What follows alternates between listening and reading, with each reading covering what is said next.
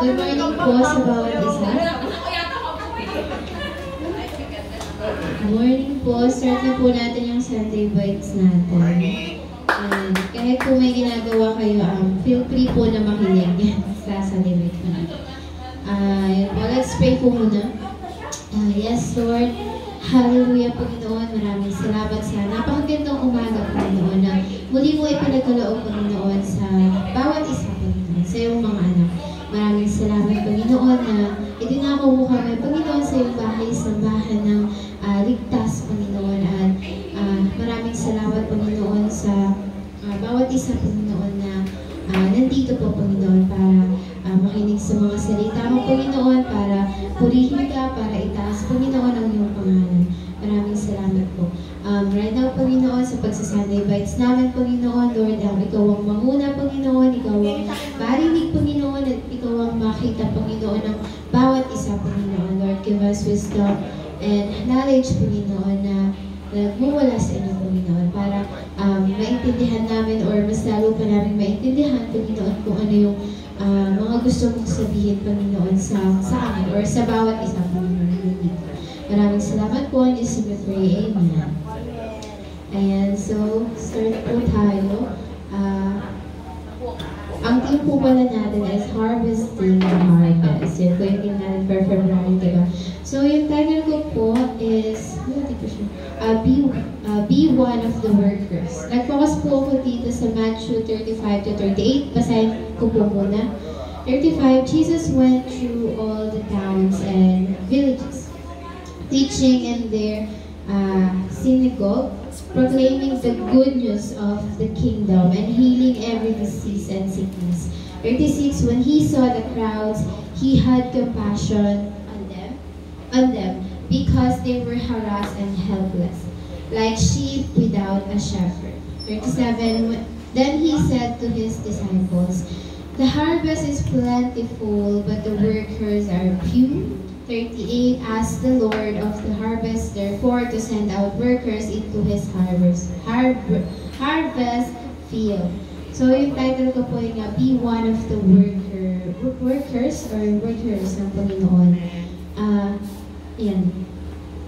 So, sabi po dito sa 36, when he saw the crowds, si Jesus po to, when he saw the crowds, he had compassion on them because they were harassed and helpless like sheep without a shepherd. So, ayun po.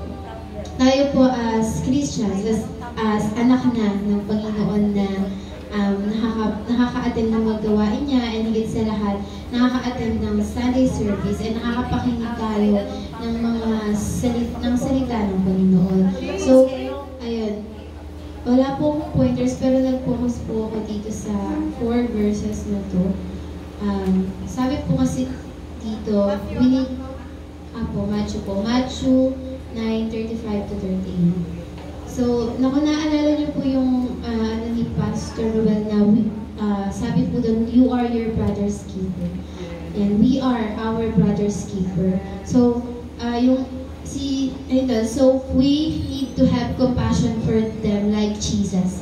Kasi po nung nakita po ni Jesus yung mga tao na parang mga tao na nahihirapan and parang walang magawa kasi walang magawa na parang ayun po, mga sinners sabihin na natin, mga tao na hindi pa nakakakilala sa Panginoon. So tayo po na nakakakilala na sa Panginoon, tayo po yung workers na tinutukoy dito ng Panginoon. Tayo yung tutulong sa kanila, tayo yung magpapanalangin sa kanila. Tayo yung sabi nga po diba, we are our brother's keeper. Tayo yung mag-aalaga sa kanila. So, tayo yung magbabantay, tayo yung magtatanim sa kanila. And, ayun nga po, kasi nga po tayo, nandito na tayo sa church. Tapos may mga tao pa na hindi nakakilala sa Panginoon. Meron nga, pamilya pa po natin. Minsan pamilya pa po natin. Yung nahihirapan tayong tamnan or nahihirapan tayong sabihan ng Word of God. Kasi nga yan, nandun po yung hiya natin. So yun po, marami pong tao na nangangailangan sa atin. Maraming tao na po natin. So tayo as one of the workers ng Panginoon, as one of the workers po ng Panginoon, kailangan po natin, tayo po yung parang inano ko po kasi tayo yung magtatanim sa kanila. Tayo yung, tayo po yung mag-share ng Word of God sa kanila, kahit hindi po natin, kunyari, kaaway po natin yung tao na yun, ganun. Pero yun nga po, sabi po dito, we need to have compassion. Ano po ba yung compassion? Ayun po, nagkaroon ng malasakit si Jesus sa mga tao doon kasi nakita niya kung gaano sila nahihirapan. Kasi nakita ni Jesus na ang dami-daming pwedeng i-harvest, ang daming taong pwedeng taniman, ang daming tao na nangailangan ng tulong, pero kakaunti lang daw po yung workers. Kakaunti lang yung tao na nag-share ng Word of God. Kakaunti lang yung tao na may lakas ng loob para ibahagi yung salita ng Panginoon sa ibang mga tao. So, ayun nga po, kung tayo, given naman po na nahihirap po tayo na mag-share sa ibang tao kasi nga po, hindi naman po kasi talaga lahat tatanggapin or hindi naman po lahat makikinig sa atin kapag nag-share po tayo ng Word of God. Kasi po, kunyari, nasa labas ka lang po, tapos hindi mo naman kilala yung mga tao and hindi naman po natin kontrolado hindi natin kontrolado yung mangyayari and hindi natin alam yung ugali talaga ng mga tao na pag-share natin. Pero sabi nga, we need to have compassion. Kahit ano pa sila, kahit nakikita pa natin na parang ayaw talaga nila, itry po natin. Kasi wala pong mawawala. Sabi nga po, di ba, tayo lang yung magtatanim, pero si Jesus or si God yung magpapalago ng tinamnan natin. Siya yung magdidilig doon, siya yung magpapalagugan. Basta tayo po, ginawa po natin yung part natin na nag-share po tayo and hindi po natin tinignan kung ano yung panlabas na ano yung sinashare natin or hindi po natin sila chinudge as sa physical appearance po nila, kundi itinanim natin sa puso natin na kapatid natin sila sa pananampalataya sa Panginoon. So, ayun nga po, dito po ako nag-focus na ngayon. Then, the harvest is plentiful. Sobrang dami po na mga tao na hindi pa nakakilala sa Panginoon. Sa work po natin, may mga tao po doon na hindi kilala ang Panginoon, hindi alam kung wala silang purpose sa buhay. And tayo, naniniwala ako na idinila tayo ng Panginoon doon para maging daan sa kanila, para tayo yung gamitin ng Panginoon na magbahagi or tayo yung gamitin ng Panginoon para malaman ng mga tao na yun na hindi, may purpose sila. May patutunguhan yung buhay nila and may nagmamahal sa kanila. And sa school naman po, tayo as mga student na maraming nakakasalamuhan din ng mga kapwa estudyante sa school, iba-iba ng ugali, ganyan. Pero tayo na natamnan na and ready na, or hindi naman ready, tayo na workers na ng Panginoon. Ayun nga po, kailangan natin na magkaroon ng malasakit sa kanila, ng compassion sa kanila, na tayo yung magtatanim ng salita ng Panginoon sa kanila, and hindi tayo yung magiging number 1 na taga-aya sa kanila sa mga masasamang gawain. Ayun nga po, as student, marami po dyan, maraming estudyante, and tayo na mga estudyante na anak ng Panginoon, tayo yung magbahagi sa kanila, tayo yung magdala sa kanila sabi nga po, sa ano po namin sa live, feed the soul and light sa mga tao. Tayo yung magiging liwanag sa kanila, yun nga po tayo yung, kung feeling nila walang nagmamahal sa kanila, i-share mo sa kanila na mahal sila ng Panginoon. I-share mo sa kanila na hindi sila nag-iisa and mas maganda rin po yung experience po natin kung paano natin nakilala si Lord, kung ano yung ginawa ni Lord sa buhay natin. Nung tayo naman yung nasa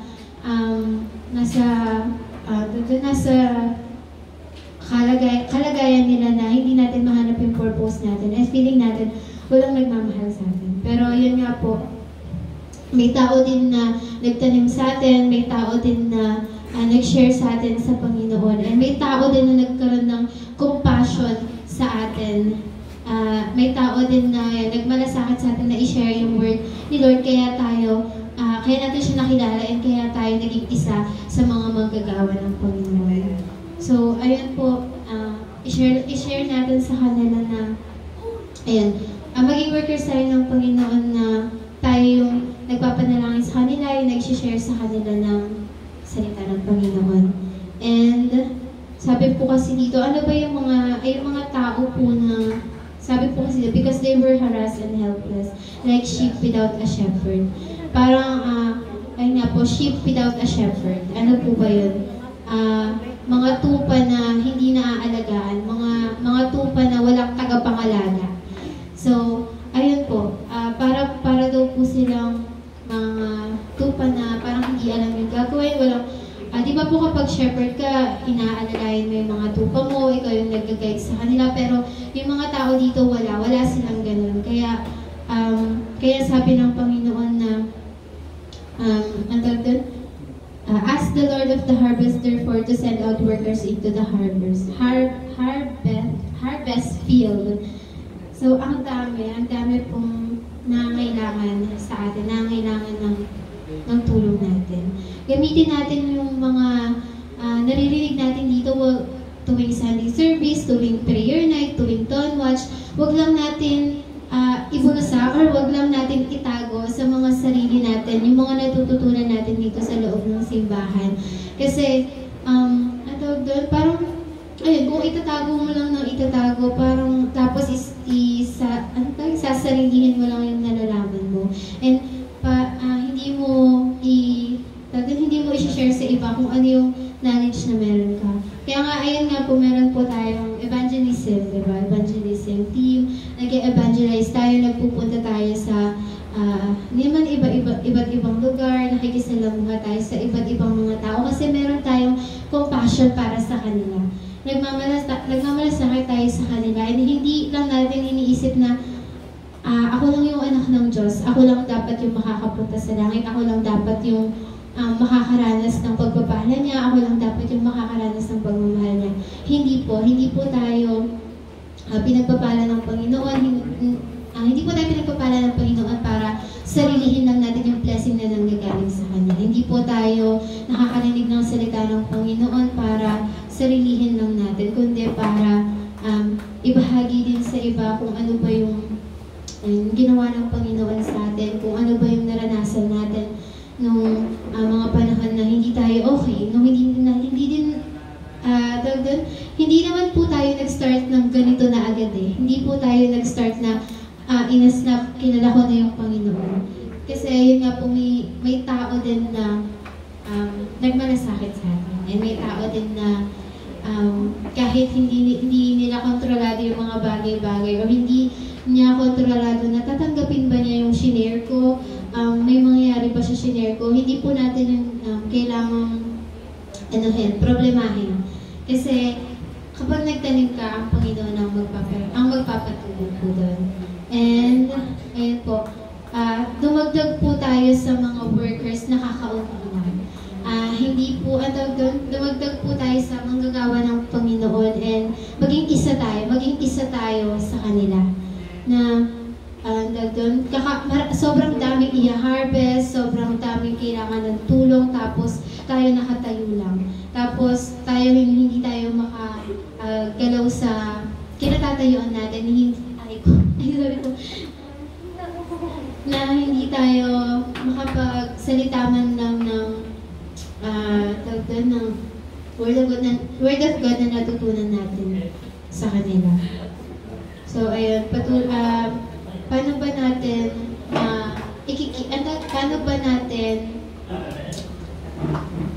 diba po, we are our brother's keeper. Paano po ba natin gagawin? Sa pamamagitan po ng pagpapanalangin sa kanila, sa pamamagitan po ng pag-share ng Word of God, and syempre, sa pamamagitan din po ng pagkakausap natin sa Panginoon and pag-aaral ng salita niya. Kasi, paano po tayo mag-share sa iba kung tayo mismo hindi po natin maaral o hindi po tayo makabasa ng salita ng Panginoon? Paano po natin sasabihin na, po natin sabihin na ganito yung sinasabi sa amin ng Panginoon. Kasi ano niyo po, yung hindi po nakikita sa buhay natin, na hindi po nakikita ng ibang tao na ay oo nga, pinagpala siya ng Panginoon, ang daming magandang nangyayari sa kanya. Alam niyo po yun, kasi kapag parang ikaw na mismo, kahit wala kang gawin, nag-shine ka na sa paningin ng ibang tao. Kahit, yun nga po, kahit wala kang gawin, nakikita nila na buhay ang Panginoon sa buhay mo. Nakikita nila na, itong taong to, parang lagi siyang lagi siyang ma-attend ng gawain, tapos, ayun, kapag need ng tulong, nandun siya palagi. So, parang maging ganun po yung natin sa kanila, kung figure natin sa kanila, maging ganun po. Hindi po tayo yung nasasabihan na masama naman yung ugali niyan, bakit ako makikinig dyan? Hindi po tayo yung mga nasasabihan ng okay siya sa church, pero kapag uwi niya sa bahay, ratatat na siya, kung ano na yung sinasabi niya. Parang okay lang siya kapag nakikita ng ibang tao, okay lang siya kapag maraming nakatingin, pero kapag wala na, parang hindi na siya anak ng Diyos. So hindi po tayo ganun as anak ng Panginoon, hindi po tayo ganun as manggagawa ng Panginoon. Alam po natin na marami pang tao na hindi nakakilala sa Kanya, so ibigay natin yung best natin para tulungan yung Panginoon na i-reach pa sila, para tulungan yung Panginoon na magdala pa ng soul sa langit. Kasi sama-sama po tayo na kailangan sama-sama po tayo na magpupuri sa Kanya. And di ba sabi nga po, kaya hindi pa dumarating ang Panginoon kasi ang dami pang taong nagkakasala, ang dami pang tao na parang hindi alam yung purpose sa buhay, ang dami pang tao na gumagawa ng hindi kaaya-aya or kalugod-lugod sa Panginoon. Kaya hindi pa dumarating yung Panginoon kasi gusto pa niya na lahat tayo makakapunta doon. Lahat po ng anak niya kompleto, lahat po tayo makakaakyat sa langit kasi yun po yung gusto ng Panginoon. Kaya kung nandito po si Jesus sa lupa, nung nakita niya itong mga to, sobra-sobra siyang, yung compassion niya sa kanila. Na natulungan itong mga taong to, na i-share yung good news sa mga taong to, na i-share yung blessing sa mga taong to. So, ayun yun lang po. Be one of the workers. Maging isa po tayo sa manggagawa ng Panginoon. Maging, parang tayo po yung laging nangunguna, gano'n. Tayo po yung, kunyari kapag may tao na gusto natin share or nakita natin na kailangan niya ng tulong, huwag na po tayo magdalawang isip kasi ilagay natin sa isip natin, manggagawa ako ng Panginoon. Hindi naman, sige po, nahihiya po, hindi naman po mahirap magsalita, hindi din naman po mahirap pero yun, nakakahiya din po kasi, pero ilagay natin sa utak natin na manggagawa tayo ng Panginoon. Parang hindi na po kasi siya parang commitment na natin yun. Once na narinig na natin, naranasan natin, narinig natin yung Word of God, i-share na natin siya sa iba. And ayun po, mag-iisa po tayo sa manggagawa ng Panginoon na gumagawa ng mabuti, na nagbabahagi ng mabuting salita sa mga tao. So, basahin ko lang po yung 37 ulit. And he said to his disciples, "The harvest is plentiful, but the workers are few." So, be one of the workers po ng Panginoon. So, yun lang po. Let's pray po. Yes, Lord. Hallelujah, Panginoon. Maraming salamat sa napakagandang araw na to, Panginoon, na idinako mo, Panginoon, kami sa iyong bahay-sambahan. Maraming salamat, Panginoon, sa puso at sa buhay, Panginoon, ng mga tao na despite, Panginoon, na mga maraming gagawin, despite, Panginoon, ng mga maraming pumipigil sa amin na magpunta, Panginoon, dito sa gawain mo, Panginoon. Lord, hindi kami nakinig doon, Panginoon, dahil alam namin, Panginoon, na kapag nandito kami, Panginoon, ikaw yung magbibigay ng kagalakan sa amin, ikaw yung magbibigay ng kasayahan sa amin, Panginoon. At wala pong mangyayari, Panginoon, kung magmumukmuk lang kami, mag-iisay kami sa bahay, Panginoon, Lord. Pero dito mararanasan ka namin, Panginoon. Mararanasan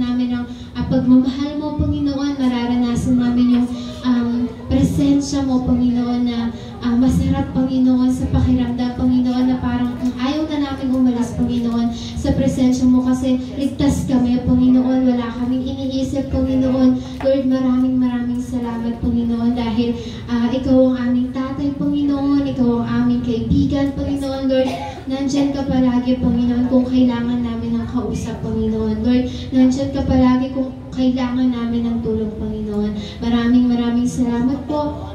Lord, turuan mo po kami, Panginoon, na maging isa, Panginoon, sa iyong manggagawa, Panginoon, na mag-share, Panginoon, magbahagi ng salita mo, Panginoon, magbahagi ng magandang balita, Panginoon, para hindi lang po kami, Panginoon, yung nakakaranas, Panginoon, hindi lang po nakukulong sa amin kung ano yung alam namin, kundi ibinabahagi po namin dito, Panginoon. Maraming salamat po sa buhay po ulit ng bawat isa na nandito, Panginoon. Lord, ikaw ang manguna sa amin. Ikaw ang manguna, Panginoon, sa gawain ito, Panginoon. Lord, patuloy namin hinihingi, Panginoon, ang presensya mo. Mamaya sa pag-start namin hanggang sa pagtatapos, Panginoon, ay sasamahan mo kami, Panginoon. Ikaw ang makikita namin, ikaw ang mararanasan namin, Panginoon. Lord, kung ang magsasalita rin din po sa harap, Panginoon, Lord, ikaw, Panginoon, ang magsalita para sa Kanya, Panginoon. Itago mo lang siya sa iyong likuran, Panginoon, at ikaw, Panginoon, ang mangusap sa bawat isang nandito, Panginoon. Yakapin mo kami, Panginoon, at Panginoon, maraming salamat po. Ito po ang aming salamat na langit sa pangalan ni Jesus. Amen.